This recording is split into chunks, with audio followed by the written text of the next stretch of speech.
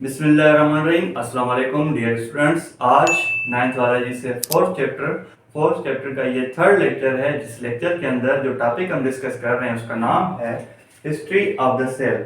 अगर हम सेल की डेफिनेशन को देखें तो हमने पहले ही पढ़ी हुई है कि cell is the structural and functional unit of life.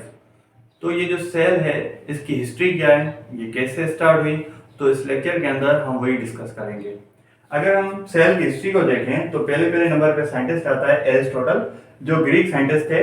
इन्होंने एक हिंट दी थी सेल के बारे में। इन्होंने क्या क्या कहा था, plants and animals are somehow related. Aristotle ने कहा कि प्लांट्स और जो एनिमल्स हैं वो समहाउ रिलेटेड हैं। अब इस स्टेटमेंट से उनकी क्या राय थी कि हैविंग समथिंग इन कॉमन, मतलब उन दोनों में कोई ऐसी चीज है जो कॉमन है, जो सेम है। तो एरिस्टोटल के बाद एक साइंटिस्ट आए रॉबर्ट हुक 1665 में। अब जो रॉबर्ट हुक पे इस पे एक शॉर्ट क्वेश्चन भी आ सकता है कि what do you know about Robert Hooke. तो आपको कुछ चीज़ें इनकी मालूम होनी चाहिए कि ये केमिस्ट भी थे, बायोलॉजिस्ट भी थे, फिजिक्स भी थे और इसके पास रिमार्केबल इंजीनियरिंग एबिलिटीज भी थी। इनकी बेसिस पे इन्होंने क्या क्या डिस्कवरीज की। इन्होंने टाइम पीस बनाया, जॉर्जियन टेलीस्कोप भी बनाया और फिजिक्स में एक कॉन्सेप्ट आता है क्वाड्रेंट का। और वो जो क्वाड्रेंट का कॉन्सेप्ट है वो भी रॉबर्ट हुक ने दिया था। और इन्होंने माइक्रोस्कोप बनाया था।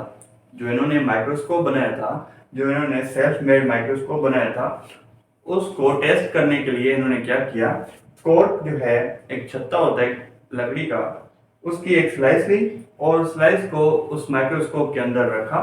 जब उसके अंदर एग्जामिन करने की कोशिश की तो रॉबर्ट ने कहा कि मुझे जो है उस कॉर्क का जो स्ट्रक्चर लगा वो जस्ट लाइक हनीकॉम्ब लगा।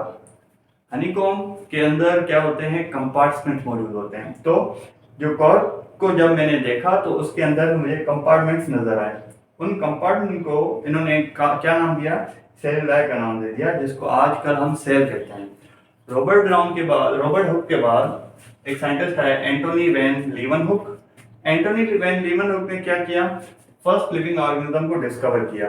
एक एमसीक्यूज आ सकता है कि who discovered the first living organism. तो एंटोनी वैन लीवनहुक ने पहले जो ऑर्गेनिज्म था वो डिस्कवर किया। कैसे, इन्होंने पॉन्ड वाटर लिया, पॉन्ड वाटर को माइक्रोस्कोप के अंदर जब रखा तो इन्होंने टाइनी ऑर्गेनिज्म देखा, जिसको हम माइक्रो ऑर्गेनिज्म भी कहते हैं, जिसको हम यूनिसेलुलर ऑर्गेनिज्म भी कहते हैं, जो सिर्फ और सिर्फ एक ही सेल के बने हुए होते हैं। तो पॉन्ड वाटर के अंदर इनको टाइनी ऑर्गेनिज्म दिखा, जिसको इन्होंने नाम दिया एनिमलक्यूलस। ठीक है, तो फिर क्या हुआ, 1.5 सेंचुरी के बाद जाके सेल पे कोई डिस्कवरीज आनी शुरू हुई, क्योंकि ये एंटोनी वैन लीवनहुक के बाद कोई ऐसी डिस्कवरी नहीं आई कि किस साइंटिस्ट ने भी सेल के ऊपर कोई बात नहीं की। फिर 1809 में एक साइंटिस्ट आया जीन बैप्टिस्ट डी लामार्क। इन्होंने क्या किया, एक स्टेटमेंट दी। स्टेटमेंट क्या दी, नो बॉडी और body parts can have life until and unless its body is made up of cells or cellular tissues।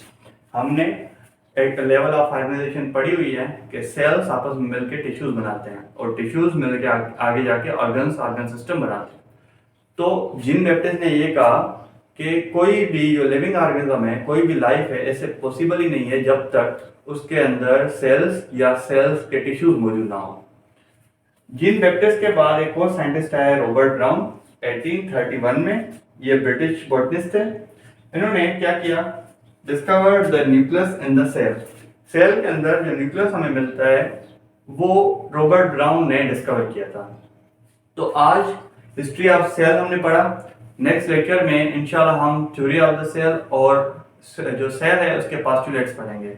तो मैं साइड हो जाता हूँ, आप इसका स्क्रीनशॉट ले लें।